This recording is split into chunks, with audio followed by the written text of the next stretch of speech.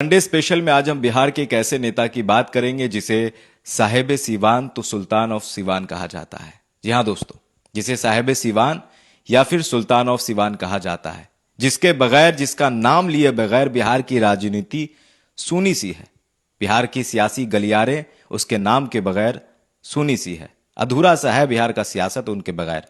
यहां दोस्तों आज भी बिहार की सियासत में वो नाम जिंदा है, जिसके डर से डॉक्टर कम फीस लिया करते थे, जिसके नाम से जालिम मजलूमों पर जुल्म करने से पहले सोचता था, जो कहा करता था कि सांस is less and work is more, यानी जिंदगी बहुत कम है और काम बहुत ज्यादा करना है।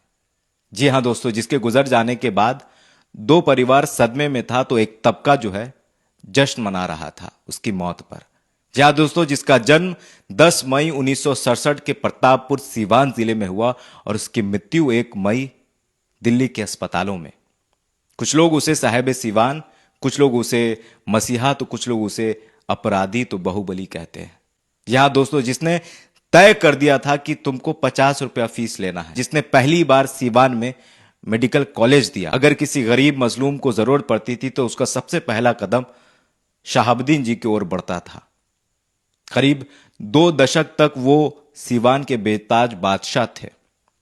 23 साल की उम्र में महज उन्होंने चुनाव जीता, महज 23 साल की उम्र में उन्होंने चुनाव जीता निर्दलीय, और कांग्रेस के दिग्गज नेता को 378 वोट से हराकर इस तरह वो बिहार की राजनीति में उन्होंने कदम रखा और साहेब सीवान बन गए। और उसके बाद उनकी मुलाकात जो है लालू जी से हुई। तो चलिए अब जानते हैं किस तरीके से वो लालू जी से मिले और उनकी नजदीकियां कैसे बढ़ी। जब वो चुनाव जीते तब वो जेल में थे, जेल से बाहर आए, सर्टिफिकेट मिला, और उसके बाद शिवशंकर मास्टर एमएलए, जो कि तरौली से एमएलए थे, विधायक थे, वो शहाबुद्दीन जी को जानते थे। वो पटना आए साधु जी से मिलवाएं।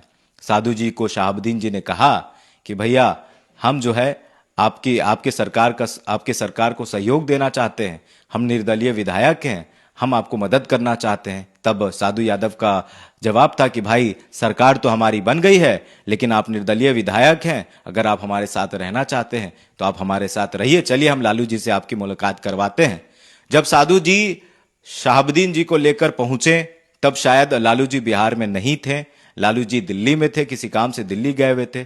तब साधु जी ने सुरेंद्र यादव को कहा कि सुरेंद्र, ये लड़का जो है सिवान से विधायक है, ये लालू जी से मिलने आया है, फिलहाल लालू जी नहीं है, जब तक ये नहीं आते हैं इसके अपने साथ रखो। फिर जो है सुरेंद्र जी के साथ जो है उनकी बातचीत हुई, और फिर जब लालू जी बिहार पहुंचे, शहाबुद्दीन जी से मिले, और 1995 में पहली बार जनता दल से लालू जी ने शहाबुद्दीन साहब को टिकट दिया, जीरादेई से चुनाव लड़े, और फिर लोकसभा का चुनाव आया 1990 में, लोकसभा का टिकट दिया। उस वक्त जो है 2 नाम बहुत चर्चित था, 2 नाम की पैरवी की जा रही थी। अवध बिहारी चौधरी जी सीवान के थे, सीवान से आए, उन्होंने कहा कि लालू जी फलाने लड़का का लहर है, इसको टिकट दीजिए, फलाने मतलब शहाबुद्दीन जी का लहर है, इसको टिकट दीजिए, चुनाव जीत जाएगा। लालू जी ने सीवान से टिकट दिया और पहली बार जनता दल से वो सांसद बने।